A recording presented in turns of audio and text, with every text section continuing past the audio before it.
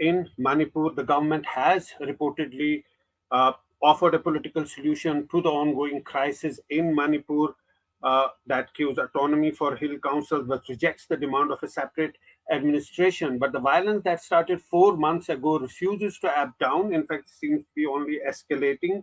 There are fresh cases of violence with these three killings. Additionally, stolen arms, ammunition, including rifles and machine guns, are adding to the instability. And there are concerns like terrorist groups could be infiltrating in those protests. So obviously, the state has been on the edge for 4 months, and there have been many displacements. People have been displaced. People have been killed from both the communities. The security forces are on the ground trying to control the situation. But for now, peace seems to be elusive. We are joined by a veteran, a panel, an eminent panel that joins us to discuss this situation. We're joined by Army veteran from Manipur, Lieutenant Colonel Al Manongba.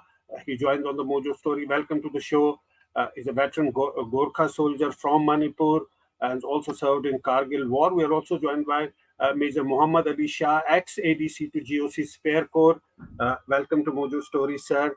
If I may start with you, Colonel Manongba, the conflict that started 4 months ago does not seem to be ending. It's only getting complicated because three more people have now been killed in a case of ambush. And we were getting reports from the ground that this is a village which where it was apparently thought that they were giving passage to Kuki people, and then the people from the other community targeted it. There are conflicting views coming from the ground, but what is clear is that situation is very complicated, and it's very difficult on the ground.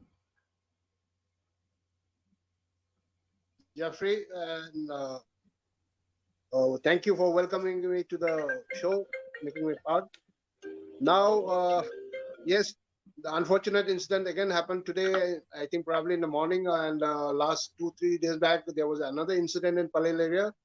Now this violence violence in the sense that the killings have been going on with armed people, armed militants, armed groups. Now, if you look at it, there are two ways of looking at it. There is the killings and the violence is one way. It is a very complicated issue that is seen by a normal eye, that we see that every day there is a killing or every 2-3 days. The other way is we have to try and analyze the pattern of the violence that is going on. Right. Now, just for my way of looking at make it simpler, I just want to, instead of taking a brush and painting that the violence has been continuing for last 133 days, I want to break it down to a slightly simpler format. That is the type of violence that has taken place in the state since 3rd of May. Right. Now, if you divide it in the first pattern of violence, rather, there's the first week of May, that is 3rd May to onwards till about 7th, 8th of May. There was the one part where there was a lot of indulgence of burning, a lot of killing, rioting, and probably the use of weapons were much lesser in that period. Although it was very violent and very unfortunate, and a lot of people got killed, a lot of innocents got killed, and very unfortunate on both sides. A lot of things happened. I don't want to go into the details. But the one point is that there was less use of weapons and guns in that period. Then the second phase was in the mid-May, probably just around when the Honorable Home Minister, or maybe sometimes in June, just before or around when the Home Minister was visiting, there was a coordinated attack from the upper parts of the foothills onto the ground below, and obviously there was a retaliation also on that from the people down below who are probably prepared to retaliate or hit back, in which there was a larger use of weapons. If I say, unfortunately, both the sides had casualties. Probably the Meiteis had a larger section of the casualties. Then the third pattern is the current current violence, that is the current killing that is taking place. That is every 2 to 3 days or 4 days there is the eruption of fighting. It's something like a volcanic eruption. If I put Right. it simply, uh, it's a volcanic eruption kind of every 3 4 days there is a this thing. Yeah. It's a this thing. Uh, it's a it's a ongoing process. I mean, it doesn't Right. stop, Right. right? And And and then and you have put it very elaborately that there have been different cycles of violence in this conflict. Major yeah, Mohammad Adil Shah, Ali Shah, you would like to elaborate further on this, that there have been different cycles, that initially not many weapons were used, but then more weapons are used, and now there are specific targeted killings. These are all patterns to a conflict area, that this is developing one by one. There have been protests, and now there's a fear that perhaps terrorists could infiltrate into those protests, and they would have their own agenda to carry forward. And also, the other thing that I wanted to ask, the weapons that were looted, do you think that those are also being used now on the ground, and that's why we're seeing this escalation? Uh, Zaffar bhai, thank you very much for inviting me to your show, and it's an honor to be here with my senior veteran, Manongba Sahab. Firstly, see, regarding the weapons being used in Manipur, let me make it one thing very, very clear. I was ADC to the corps commander there, Yeah, and the undergrounds over there had sophisticated weapons, Chinese yeah, made, yeah, and very, very sophisticated weapons. So it's not about weapons only, and it's not that now they have come out with sophisticated weapons. And most certainly, the weapons which have been looted from the police armory, and those weapons definitely coming into play. They are definitely being right, made use of. I mean, yeah, why else would those weapons be looted? Secondly, thirdly, I would say, what does a common person from Manipur want? He wants peace. absolutely, He yeah, wants peace. Be it a Meitei, be it a Kuki, be it a Naga. He wants peace. He wants to relax and go to sleep at night in peace, and he'll wake up in the morning luxuriously. He does not want to wake up with bullets and bomb yeah, blasts and the houses being burnt and his friends and near and dear ones dying over there. right, Now, how will the fire be doused? Let me tell you, a simple, absolutely, common person from Manipur, be it a Meitei or a Kuki, is looking for peace. Why is peace not happening in Manipur despite over 4 months now? Why? It's a question we all should think about. And yeah, another question we all were asking last year: till when will Russia-Ukraine war go on? Till, my goodness, it's still going on. The military yeah, action that Russia did on yeah, Ukraine. yeah, What about yeah, our own home? In Manipur, unfortunately, I love Manipur. Let me tell you, I love Manipur. I love the people there. They're so hospitable, so loving, so large hearted, so principled, so cultured. yeah, And why, when they can give, Jafar bhai, I saw exceptional reporting by Barkha Dutt on ground zero when she went to Manipur. From both yeah, sides. She was very, very neutral and she reported both sides from the ground yeah, zero. I can vouch with conviction that she must have had a very good experience with the people over there, with the common Manipur people over there. yeah, And we are Mayanks, like people like you and me. We are outside yeah, from Manipur, so we are Mayanks. But I don't yeah, consider myself to be a Mayank. I don't know if Colonel Manongba will agree with me to that or not. Mentally, I feel that I am a person from Manipur. So when yeah, they can be so good to Mayanks like us, why can't they yeah, good to be good to each other? So most certainly something, a larger picture which is not meeting our eye. There's a much yeah. larger picture to this. Why the violence is not coming down right now, Jafar bhai? So that is the point, that the steps taken to bring about reconciliation have not worked, are still not working. You put it rightly that in the end, that everybody living there wants peace. They want to live a normal life like anybody else. But why is it so difficult to bring about that reconciliation? So that is the whole point. Right now there is a gentleman called Mr. Amrik Singh Pawa.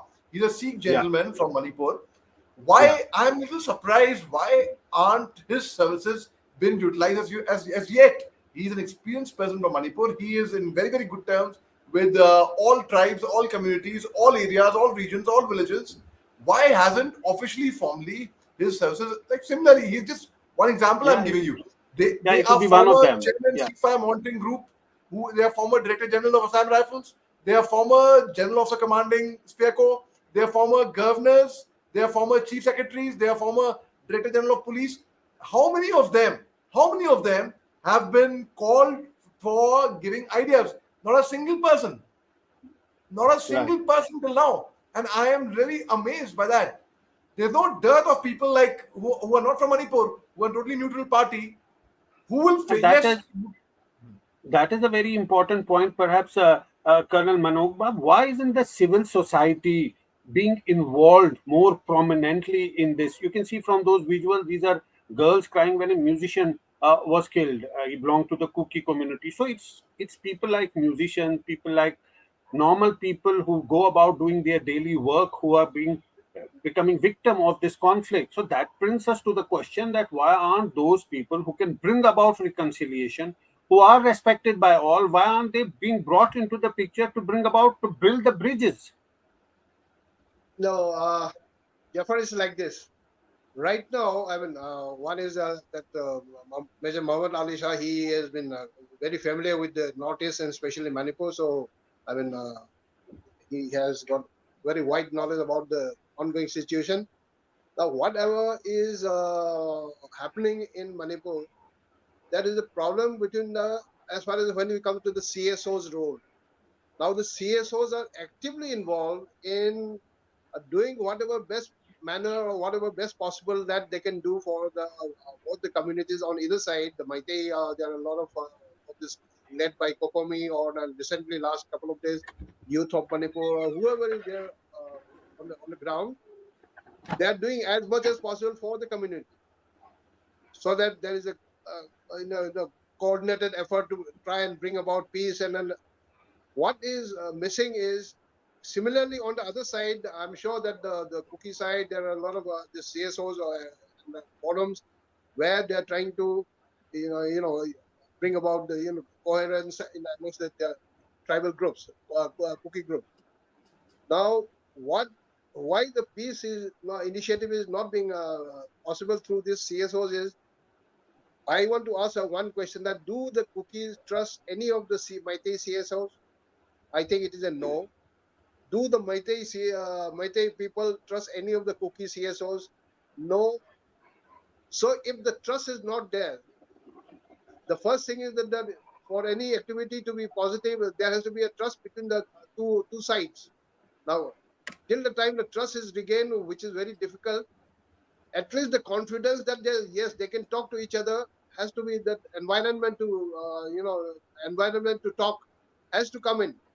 Now, as long as the violence cycle of violence continues, there will be the possibility of people sitting down and then talking will not be there. That is very simple. I mean, in case that two people in the family are fighting, also the until and unless you remove the danda from their hands, you won't make them, you won't be able to make them sit down and talk. So the But role but of who CSOs is will remove that? Who will remove that danda? Who will bring about that trust between the two communities? A beginning has to be made somewhere. That's the question that we are yeah, asking. That okay. the state is highly polarized, highly divided. All sections of the society seem to be divided on the ground. But there has to be a way forward. There has to be a process of reconciliation. If the respectables of one community are not seen as respectable by the other community, then what is the way forward? There has to be some solution. It cannot continue like this for all times. Right. Yeah, absolutely right. So the first thing is I was talking about the pattern of this, the pattern of the cycle of violence. The peculiarity in the third type of violence that is happening now. There is a recurring violence every 2 3 days. There is it's a perpetual thing which is going on. What today is in the northern side, today is in the southern side, some other day after. So that now there is a differentiate between the first, second, and the third pattern.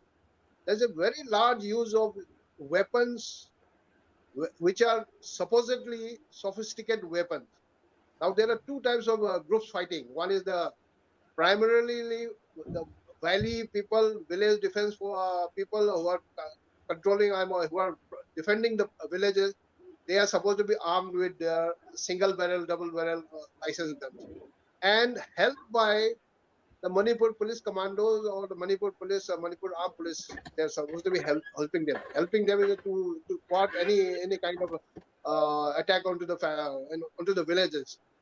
Now that is understandable because they're the police force and then they are supposed to be doing that. They're doing. Now, besides that, if there are any other armed people with arms intruding into the crowd and all that, which are the rumors are going around, which I am not aware of, and I will not indulge in that because I don't know the ground really. But basically, there are weapons from the police, whom the police are using it, and the weapons which have been stolen or looted are being used fair chance. The reason is the people who have looted it, they are ordinary civilians. They may not be able to may not be trained to use those weapons. The automatic weapons, AK-47 or SLRs or Insas rifles. They may or may not be able to use that because they may not be trained. See, when you have a weapon, you need to be trained to use it.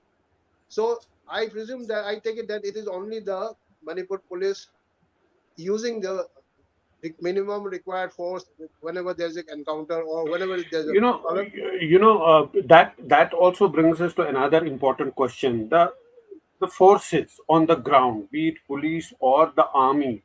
Major Muhammad Ali Shah, maybe you will throw some light on this. What are they supposed to do? There is a buffer zone that has been created, but this fighting is continuing. It is not an enemy, it is not somebody, some external force that they have to deal with. These are people, these are citizens of the same of the country. They belong to the same country and they are fighting. What can the security forces, the army, do in in such circumstances? There is also reportedly that a letter was sent by to the Editors Guild by the army to do an examination of the situation on the ground as far as reportage by local media is concerned. So it is a challenge. It's a very difficult and a different challenge. It is not dealing with terrorism as such, where you know clearly there is a force, there is an opponent in front of you, or it's a external force or a different army. But here there are two communities involved. That's entirely different challenge for the security forces and the army. Right, Zaffar bhai, the thing is, let me explain to you in this way for everyone to understand. In the year 2004, there was a very sad case, a very allegedly Manongba Devi rape case against the Assam Rifles, person against the army, and against there was a whole lot of flack that the army and the Assam Rifles got, not just in Manipur, even in the other nearby neighboring states, even in Nagaland, even in Mizoram, even people where there are armed forces friendly states. There this happened. So I stepped foot in the on the soil of Manipur as a young captain in the year 2005. Yeah, yeah, Now, the perception, and I had come from JNK. You are from JNK, so yeah, you'll understand. yeah, Both the yeah. states had Armed Forces Special Power Act, and we had Yes, hardcore operations. So I had yes, just spent a couple of years in Jammu Kashmir, and I had come to Manipur. I yeah, was told that यहाँ मुंडन करा लो अभी वहां जाने से पहले. Don't use your tactics which you use in JNK in Manipur is right, totally different, rightly, and rightly so, absolutely. and rightly so. So let Yeah, me tell you my experience when I was there as an armed forces personnel. When when the locals would see my troops and me in uniform with our heavily armed AK-47s and bulletproof right. vests and the black patka which we wear around Yes, our head, yes, yes, yes. they would say, Captain Ali, I was the captain that time. Captain Ali, when we see you in uniform, we feel the army, the armed forces here to protect us now. We do Yes, not get intimidated anymore.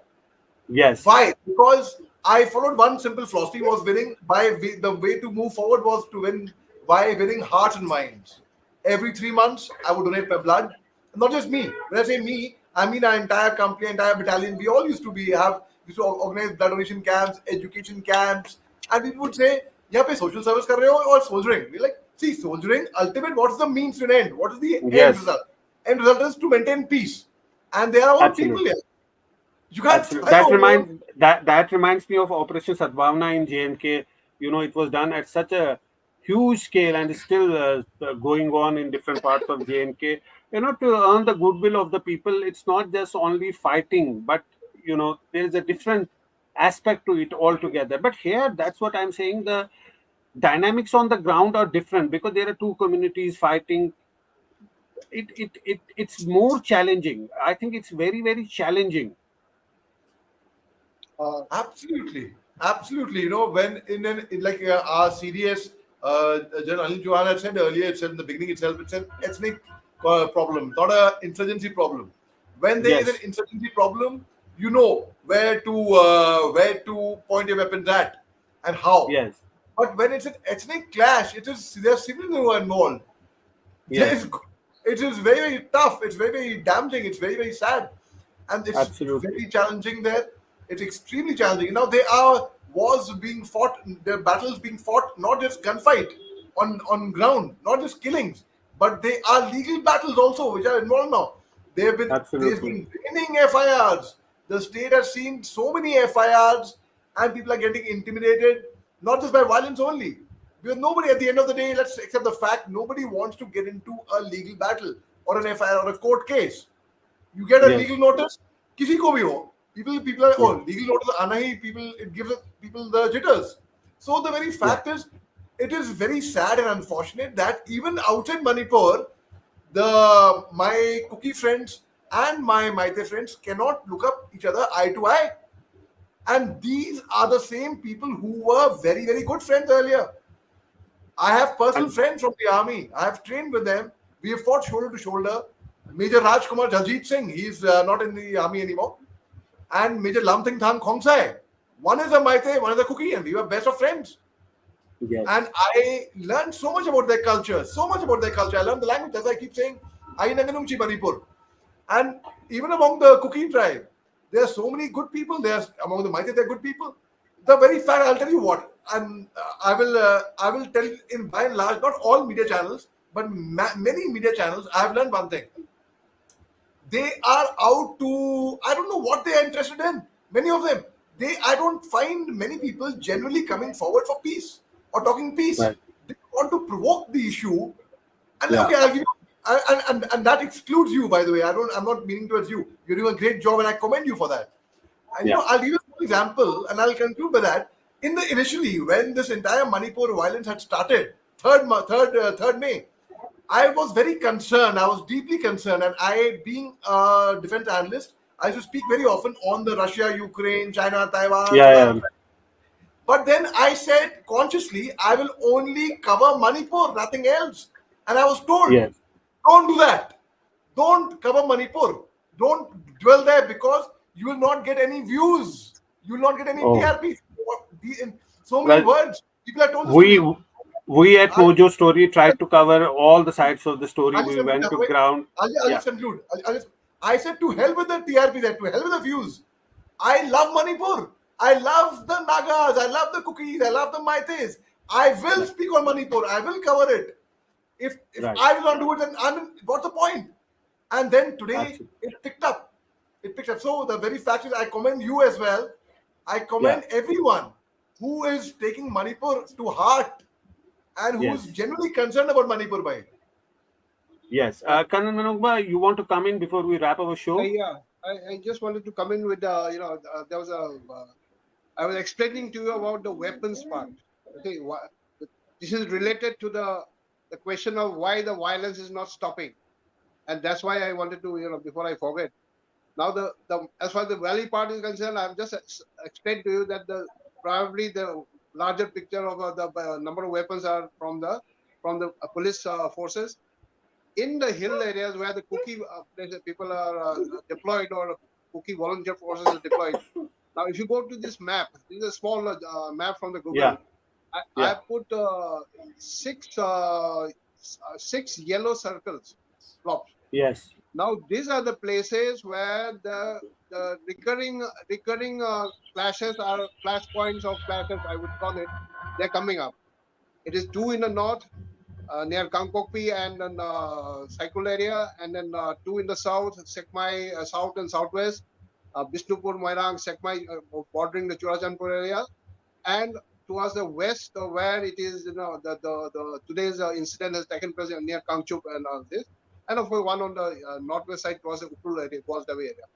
Now, these are the 6 or 7 places where the flashes of flash points are happening every 3 4 days. Why this is important is I will come to that. The third, the second image in the picture is the mark S and KV. If Yeah. you see can you just show the slide again? Yes. Figure? Yes, we Towards can. the south is marked with Yeah. Here it is. S. Now, what S is the southern side. Now, this southern side is contiguous of the border of the district of Churachandpur and Ferjol, Yeah. and towards the Myanmar part of the Tidim and Falam area, Hmm. where these are mostly dominated by the Jaw community, the Jomi and the Jaw community and where the ZRA has got their strongholds in that area. Now, Right. why I am showing this southern part is because traditionally the armed forces, the security forces, we have all been on the counter-insurgency mode. We have been looking eastward only towards the KV, that is the Cabo Valley side, Yes. which comprises the basically the Moreh and north of Moreh and south. That is the area of our focus. And then further, in the earlier times, it was further north. It was the Somra track where it is the NSC and I am supposed to be operating through that area. Now, the southern S part is, although there are border guarding Assam Rifle troops and deployed, however, still very, very, very porous. I mean, you can't Right. even call it porous because it is almost free. With the Right. FMR, there is a reason. The ins and outs of the civilians, I mean, obviously they will not come armed or dressed in the uniforms, but gradually the weapons have been smuggled through these areas, Right. and that is why this southern part is very crucial, very important for the state government as well as for the nation to start looking into it more thoroughly for the border management, border fencing, and Right. the smuggling route. So that is the You two know. parts. So Yeah. I'll just complete this. So the weapons held in the Kuki areas are much more. I mean, if I may say, I don't have the exact figures, but definitely they have got much more sophisticated and larger quantity of arsenal in the hill areas, which is being used, which has come in the social media, virals and all that. And nobody can officially, officially somebody might deny, there's no proof, but unofficially everybody knows that there are larger number of weapons held in the hands of the Kuki militants, whether it is Sioux, non-Sioux, whatever, weapons are there. That is why the moment as long as the weapons are there in the hands of, in the picture, they are showing all single barrel guns, but that is for showcasing. But what actually is happening on the ground is that there are automatic, very sophisticated weapons around there. And unless these the weapons are removed, the Yes. violence will not stop. That is my point. That's a very important point, and thanks so much for explaining this in detail for all of us who are not in Manipur to understand the topography and to understand how this situation pans out on the ground. This will bring a lot of clarity and understanding to the viewers. Thanks so much for joining us, to both our panelists. This is all the time we have on today's show, and thanks for watching the Mojo Story. Okay. We Thank you very much. started Mojo right here in this basement. Just 4 people, 4. And now we're about to hit our first 1 million subscribers. So this is to say thank you to all of you for your support, for your respect, and for your encouragement. We've always gone to where the story is. During the pandemic, when television's big anchors were hunkered down in their studios or at their homes, we hit the road. We traveled from Delhi to Kerala, covering 30,000 kilometers in our small car, reporting from inside ICUs and inside slum tenements. Whether it's flash floods or war zones, we've always put our boots on the ground. In fact, we're just back from Punjab, tailing the Khalistani fugitive Amritpal Singh. And through all of this, we have always put you, the people, first. In an age of partisan polarized media where most journalists are either chamcha ya morcha, we believe the story is sacred and the truth of the story is what matters. And now as we get ready for the next step, we need your help. Become a Mojo member and get first access to all our big interviews. Get a chance to ask our newsmakers questions. Get a chance to write and report for us for both our website and our channels. And also, Interact with me and my colleagues directly through AMA sessions. Literally, ask me anything. Click on the join now right next to the subscribe button, and yes, also subscribe if you haven't yet, and become a Mojo member for just 159 rupees a month. Hope to see lots of you in our community. It's great to see you here. Thank you for watching our work. If you haven't subscribed yet, don't forget to click the bell icon and subscribe to Mojo Story and support independent, robust journalism.